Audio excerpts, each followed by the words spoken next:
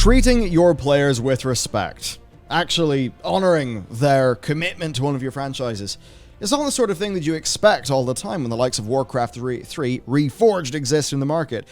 Microsoft, though, are doing the absolute opposite. The review embargo for Age of Empires 4 has lifted. The game comes out very, very, very shortly. And when we go through this, you can really see a company just doing what is right. It is what's right for their long-term business model, but that's actually also what's right by their customers. So let's get into this. Let's get into the fantastic job that is being done on the Age of Empires franchise by Microsoft. So, number one thing for everybody, because we all have these franchises that we love.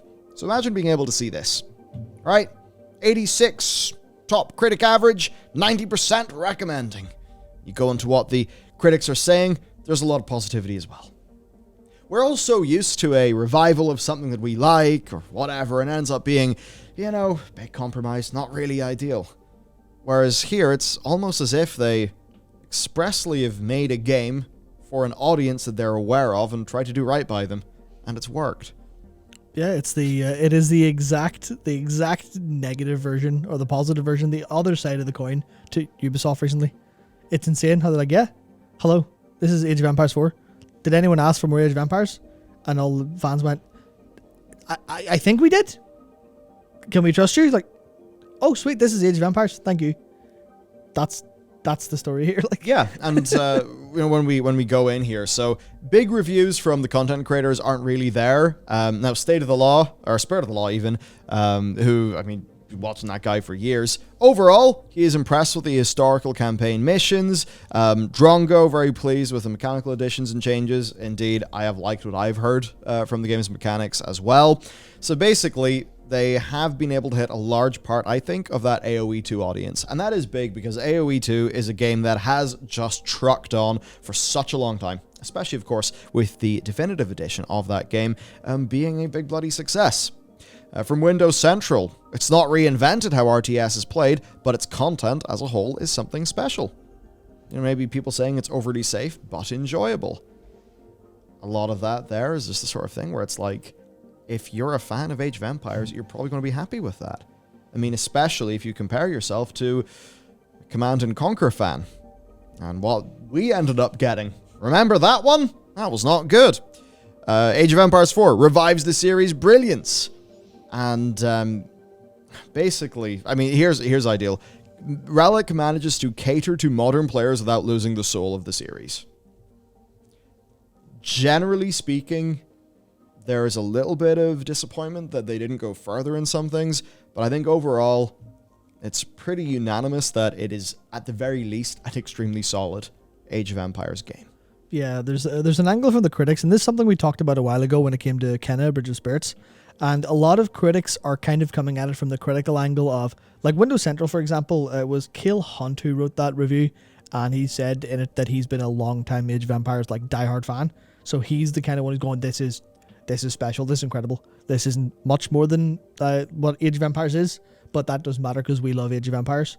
There's like PC Gamer and IGN were clearly the more critical, going, this isn't really anything super new. It's kind of more Age of Empires, so take that what you will. And they kind of came from the more, the kind of critical about that angle.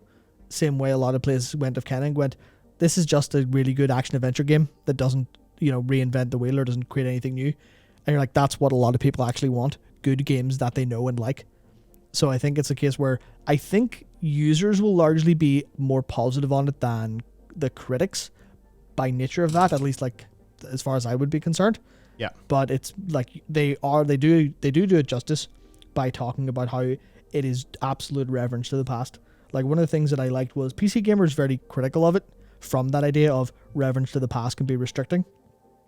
And it's like it doesn't have the flair that makes it a grand celebration as opposed to just it's more AoE. But they did say that Relic told them last month, it must have been during an interview or something, I couldn't find the source, but Relic said they weren't trying to steal AoE 2's player base at all. They were trying to give players a new alternative. Yeah. So rather than go, yeah, we're going to replace Age of Empires 2, we can do it, or we're going to give AoE 3 fans something to play instead, they're like, here's another Age of Empires, it's a bit different, do you want it? And leave it up to the players to decide, which is just great.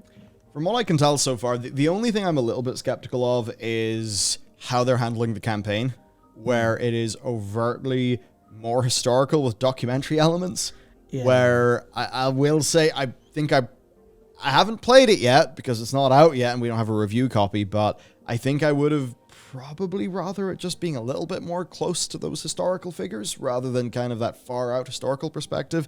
But who knows? Maybe it's actually going to be quite good. I mean, certainly there's many memorable moments from past AoE2 or AoE campaigns. So yeah, anyway, right. To go on to what it actually takes to revive a franchise then. This is the important thing, and this is something that I think more companies need to take note of. So in the case of this game, it basically is having reverence for the franchise and the fans. Basically, a perfect execution of the basics and taking that old design and basically a new implementation. Not humongously changing it. You're so sure. Removing some bits that don't work. Polishing some things up. As we even saw Definitive Edition of AoE 2 do. Not to the degree where it's no longer unrecognizable. Again, see what happened with the Command & Conquer franchise. Then, of course, the historical campaigns that are just other bits of content. Pretty damn good.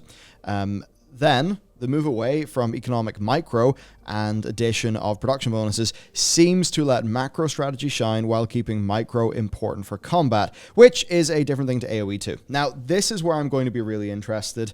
If you, like me, watch Spirit of the Law, then you will know quite a lot about all of the different ways of microing in AoE 2. Very different from, say, the other real-time strategy game that I love, StarCraft 2, where it's pretty much you're microing and macroing everything all the time because it's StarCraft 2. It's just really damn fast. But it's the sort of thing where it seems like it is very still rooted in Age of Empires 2, but then through those more subtle changes is trying to have a different resultant experience. So to me, that is that's overall an interesting thing. Basically, OzGamers pointed out it feels streamlined without all the negative connotations of that, which certainly seems good, especially if that streamlining allows for enhanced player focus on playing what is there, and if that can lead to, more in-depth strategy and things like that. Again, we'll just have to see how the scene for this game evolves over time. But of course, the key thing here, versus, say, Warcraft 3 Reforged, is that Age of Empires 2 Definitive Edition, which is fantastic, and Age of Empires 3 and its Definitive Edition, those still exist, right? Both of them are getting great support, including new DLC. I mean, I know more about AoE 2 Definitive. You're getting new campaigns. You're just getting loads of stuff. Balance changes, like, it's actively being developed. So if you're not happy with AoE 4, it's like, well, okay, sure, but Age of Empires 2 is still well supported, has a thriving scene. Basically, this is just completely additive to the franchise with seemingly a pretty deep understanding of what people actually want. Now, there have within the Age of Empires community been some little bits of pushback against this game that I can't talk about. One of them was a lot of the documentary stuff making into the marketing messaging for this game, which just had people thinking to themselves, we want gameplay. Now, recently, they did just release some show matches, which I think helped quite a bit. Also, the art style. Now, I am in the camp of liking the art style, to be honest. I think it looks very clear, very crisp, very readable, and look, I just like it. I do understand other people's concerns with it, though. I think that is a personal preference thing, and if you do what they did with the art style, I mean, you can't be surprised if some people won't like it that much, and that just kind of is what it is. For me, I'm happy enough. I can't understand why others aren't. That's two of the more recent points of criticism and feedback that I've heard, but certainly very good reviews and good community impressions. I think it's going to go a long way to help that out.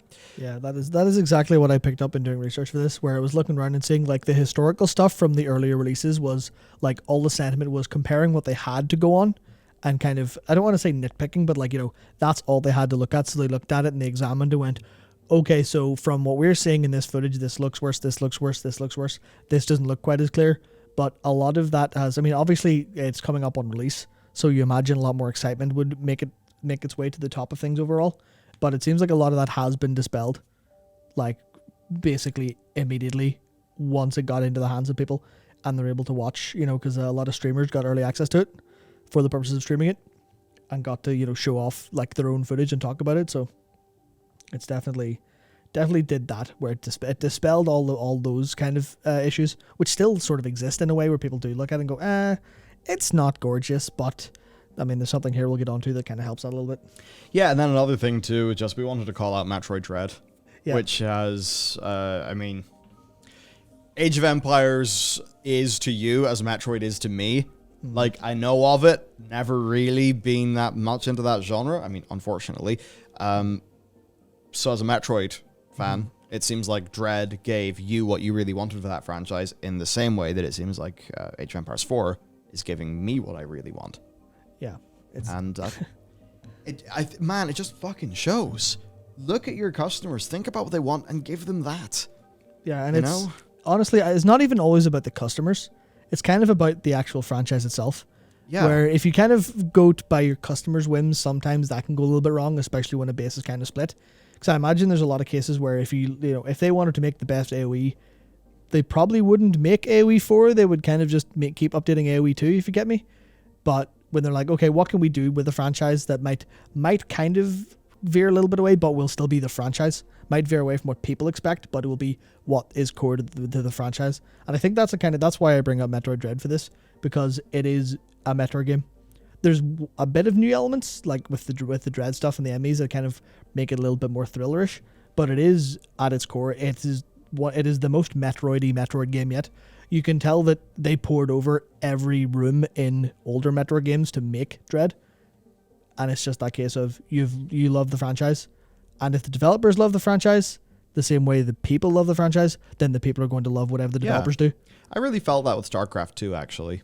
Because, like, especially in Korea, like, for the longest time, probably still is the case. Now, the Star 1 scene, like the Brood War scene, is larger than StarCraft 2. Now, for me, like, I enjoyed StarCraft. Liked it a lot. StarCraft 2, it had, for me, streamlinings that opened up more of the full game to me. And I think it did that for a lot of people. And StarCraft 2 was, I mean, by all accounts, at least initially, a very big successful game. Now, maybe that changed as far as Blizzard saw things whenever Overwatch numbers started to happen. But it was, I think, that thing of, like, it was very true to StarCraft. In my view, as a more casual, it felt like StarCraft.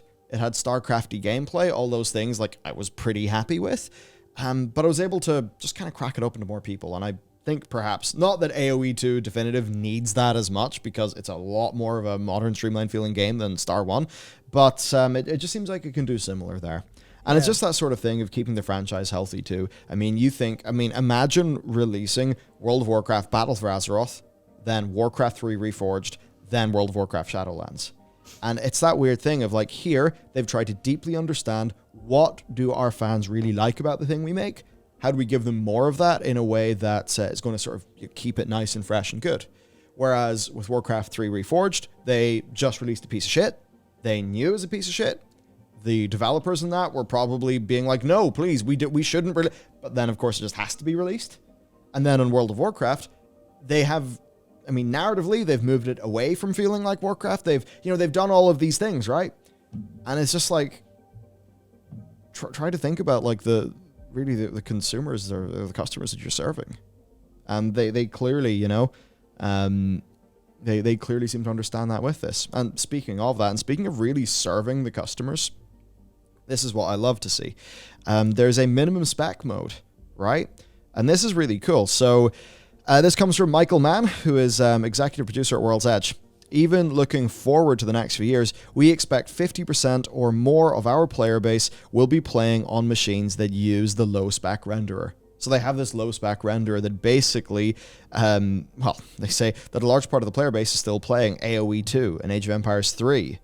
And during the technical planning phase of AoE 4, the team found that a significant number of the AoE community are still playing the earlier games on laptops or older desktop PCs with discrete and integrated, GPUs. So basically, just look, older hardware.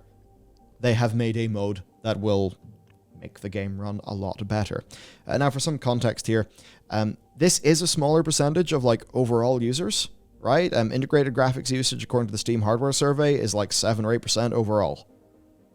But of course, within the Age of Empires community, that will be a higher percent. So, you can see how a publisher could look at that and think, oh, well, that's not worth doing. But here they've realized, well, actually, look at all of the, we want to get all those new players.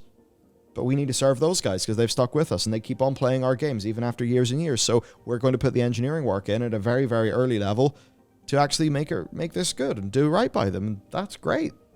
Yeah, it's like I was thinking about this specifically in context to now, whenever it's very hard to actually get a graphics card upgrade that isn't extremely overpriced.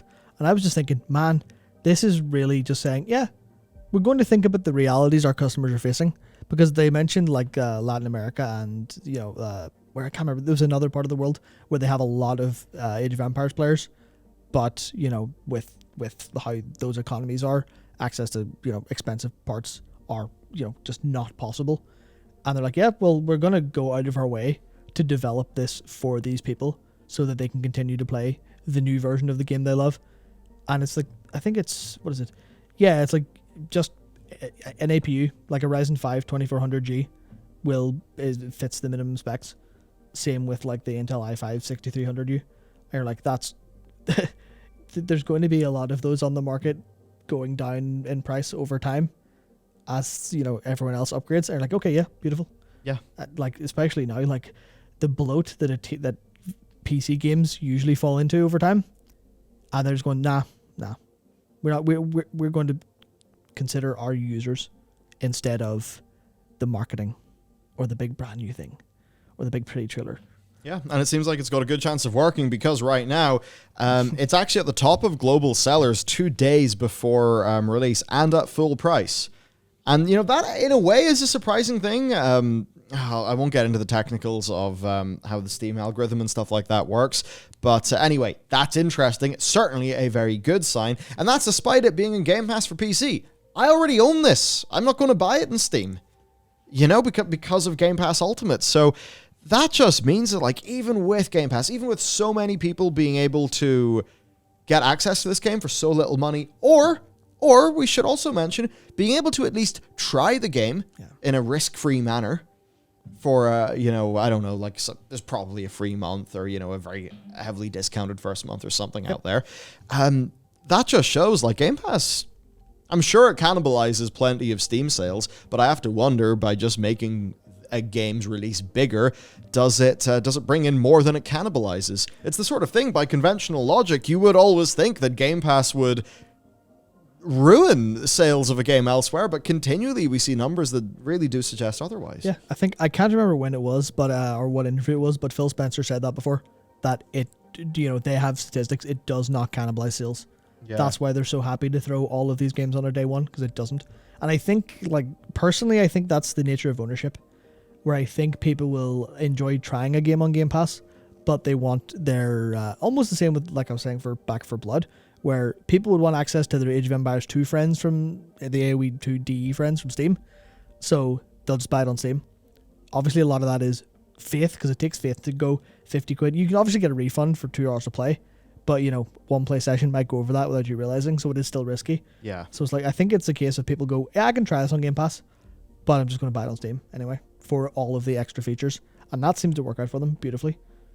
Indeed. So overall then for Xbox and what they're doing, I think this is a big win within a niche and, overall growing. Like, yeah, it's capturing the overall market via your big Halo-like blockbusters, but it's also doing well in those niche markets. I think it's not the biggest numbers, but they're very sticky. They'll stay around, and I think that's important. So overall, this is a big PR win for Microsoft. I think no matter what way you cut it. Now there is, though, Game Pass, right? So this game's going to do very well in Game Pass, I would imagine. But also, Game Pass grew 37%, missing a 49% growth goal, as opposed to the previous year, where it grew 86%, which did surpass a 71% goal. So that's the interesting thing. Maybe, it overperformed.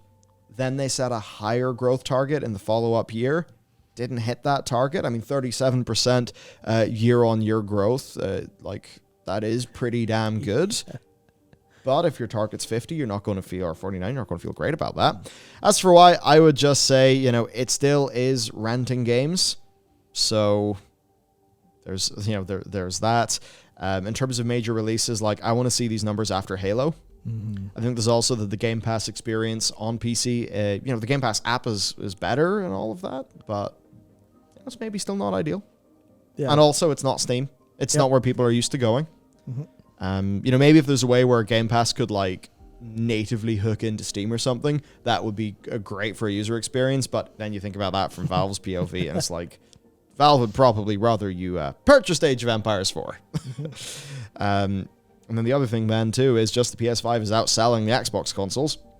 And a PS5 purchase is most likely going to lock people out of the Xbox ecosystem financially and in terms of gaming time. So, you know, the market's not all rosy for Microsoft, even though I think they really are competing as best as they can, given all that they've got.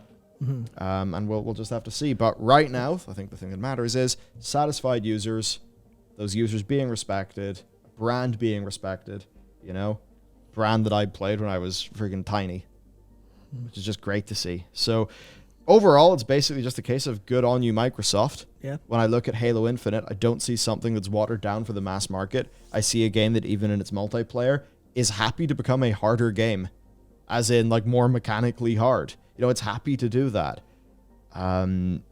It just seems like they're really doing a great job trying to focus in on like what makes the core of their games great. Yeah, so I keep thinking about the like Xbox and PlayStation, how their strategies are different. And for this purpose, I think, obviously, Jim Ryan talks about wanting 100 million users for games instead of the 20 to 30 they currently have. And that's, you know, everyone fits one label, will cater to that one label, versus this, where Age of Empires 4, I mean, obviously, we've yet to see how it comes out. It could come out, there could be something desperately wrong with it. Not that I expect that, considering people have been playing basically the release build. But it's just that thing of they're dividing and conquering. They're going, oh, here's a subsection of happy fans. We've made sure you're happy. Game Pass, Steam, wherever you are, you can enjoy Age of Empires 4. They seem to be doing that with Halo. So are they going to do it with Fable? They do that with Forza fairly well. So is it the case, are they just going to have this divide and conquer strategy where they successfully treat everyone within their niche and go, we know what you want, small group of users, here you go. I think that's their overall strategy, and I think Age of Empires 4 proves, at least so far, proves that it'll work. Yeah, games first. So There you go. Too many games to play these days. It's going to be absolutely hard to get to them all, but good on you, Microsoft. That's it for this video. You can check out others on the channel with more coming up in the coming days. Thanks for watching. We'll see you next time.